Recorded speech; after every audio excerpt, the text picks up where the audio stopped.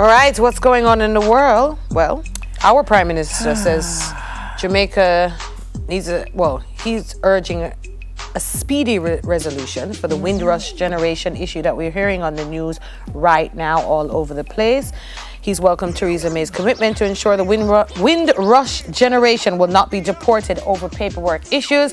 And the story goes like this. The British government on Monday apologized to Caribbean citizens who moved to Britain in the 1950s and 1960s and have been threatened with deportation, agreeing to meet 12 leaders of countries affected after initially turning them down.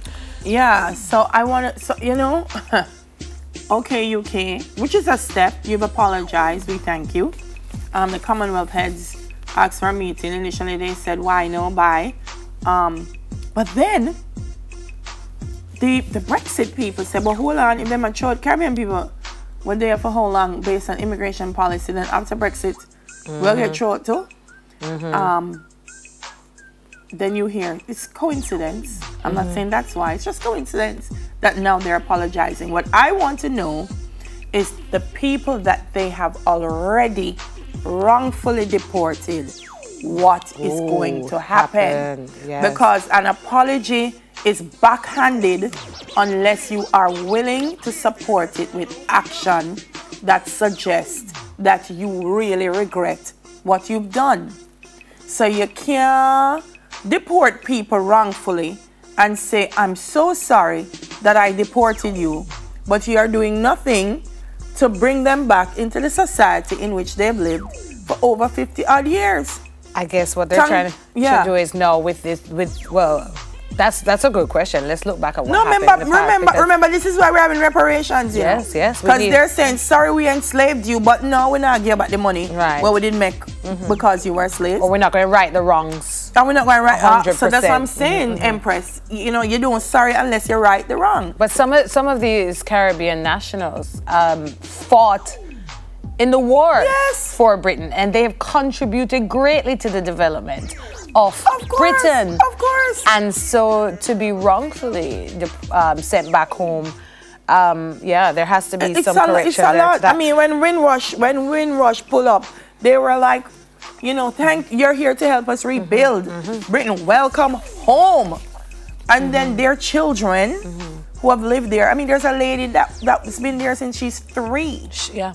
Told that she is an illegal immigrant. You have children, you have grandchildren. You've been paying taxes. Some want to owe them a draw taxes out of people the money, and then so they have no record of them. They've been paying taxes. They've been contributing to healthcare, and then you tell them, and I mean, how they do it, They must say, hi, come here, with your papers. I'm not come. There's a man that's been in a detention center for months. There's one who can't access healthcare and he's suffering from cancer. No, the thing really upset me, man. I think it's really, and then they just send the people them back to Jamaica.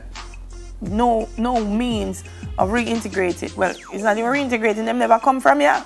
Exactly. So, and I have one thing to say. If the Queen is still the head of state, then guess what? England should be our home. I want you all to watch a video by opposition Labour lawmaker, however, David Lammy, whose parents were from Guyana, and he made a really riveting speech about that, saying it was grotesque, immoral, and an inhumane situation, a national, I think, disgrace or a national shame. Those were his words. Watch that video and you will really put everything together and you will see the argument from the other side. Talking about advocating for rights, women's rights advocate calls for a change in the insurance policy for pregnant women. Yes, it's they're calling for the renewed a look at the insurance companies restructuring the way in which coverage for pregnant women is handled. As it stands, pregnant women have to pay out of pocket for prenatal care and then submit a claim form to their insurance provider for a refund.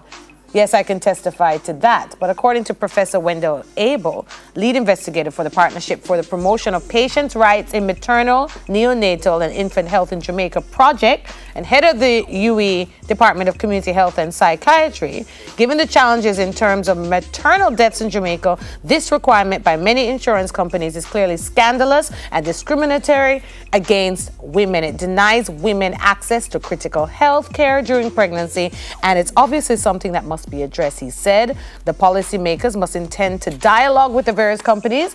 Women in the widest security must affirm their rights, and it is something that must be urgently addressed. So we'll be looking out for that. It is disgraceful, and it is disgraceful because we know that prenatal care is not something you can skip around. Oh my God. It's important. Yeah. We also know that there can be many health challenges in the prenatal months. So, seriously? Yeah, it's kind of... seriously? So what if you don't have the money? Then you're in trouble. And some of the main causes of maternal deaths, which we have to address, is, you know, pregnancy-related hypertension. Yes. Lack of prenatal care. Heart disease, stroke. And here we are advocating to women that you must have prenatal care, and you must, and you must. And then we tell them, say, well, you must have it, but if you don't have the money, stay a woman, just drink some busy tea and hope everything is okay. Well, you know, somebody who's lived or spent or visited many countries. Yes. Like you go to places like Japan and even Australia where the healthcare is great. You know, we have a long way to go in protecting our citizens with healthcare, but we'll keep an eye out with the advocates there calling for the restructuring of insurance policy for pregnant women. What's next? What was Sarah saying a while ago? What's going on? Kendrick Lamar has won the Pulitzer Prize for music, making history as the first non-classical or jazz artist to win the prestigious prize. Some people might be asking, who is Kendrick Lamar? Yeah. There he is, entertainer from the United States of America. Nice, eh? Yes, 30 years old. How much is he winning? $15,000 as well? Yeah. I think it's more the statement that it makes as opposed to the money. I mean, $15,000 mean much to... Well, me take it. But either way. It's a fact that he's not... usually, the winners are in the classical or jazz genre. Absolutely. So he's taking it home. He's taking it home, and they're saying that his music captures the complexity of modern African-American life, which is awesome. Congrats to you, young man. Didn't he have a song with one of our very own? Was it, who was it? Agent Zasco? Somebody remind me. I think he's collaborating. I don't know much of the music. I'm not going to come on TV this morning and tell it. Who was it with? Okay, I was trying to get a confirmation, but I think I can't remember. What's the tune again? Lord, there's so much music out there, I can't keep up. All right, but yeah. Congratulations to Kendrick Lamar. Congratulations to Kendrick Lamar. All right. What else is going on? Birthday. Somebody's born today. Do you have greetings, miss? I always have greetings. Would you like me to start? I'd like to say happy birthday to all the children who are born today. Right? That's the born today, actually, literally on this day, April 17, 2018. You don't know that I'm sending you love, but I send out positive energy for you on this day. And to all the mamas of children born today, bless you. May you have a speedy recovery. All right? And all the children who were born on April 17, years and years ago, especially those in children's homes, in state care, or you just woke up, it's your birthday, and you feel nobody loves you. Remember, we love you here at TVJ. Walk in your purpose. You are meant to be here. Live the life you're supposed to live. Do what you love. Do what's right for you. Listen to your gut. Happy birthday to you. Carrie Ann, I got your birthday thing, but who'd ever take this picture of Miss Lovira? Did need to put some light at the top of the picture. Miss Lovira, you have great legs. She's 59. Lovira Robinson. You see? And me, the top of it dark. So, Miss Lovira, I don't know. Happy birthday as well to Ashmani Ellis. And somebody sent me a picture of a cute little one who's 4 today, but for the life of me can't seem to find it. I'll find it later on in the program, but as Empress says, Happy birthday to everyone who's celebrating their birthday today.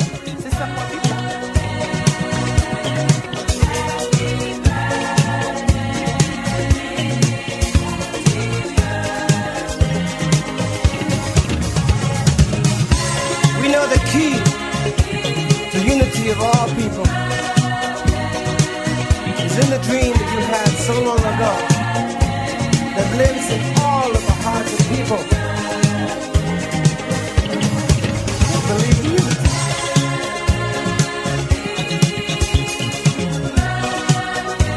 We'll make the dream become a reality. I know we will. Because our hearts tell us so.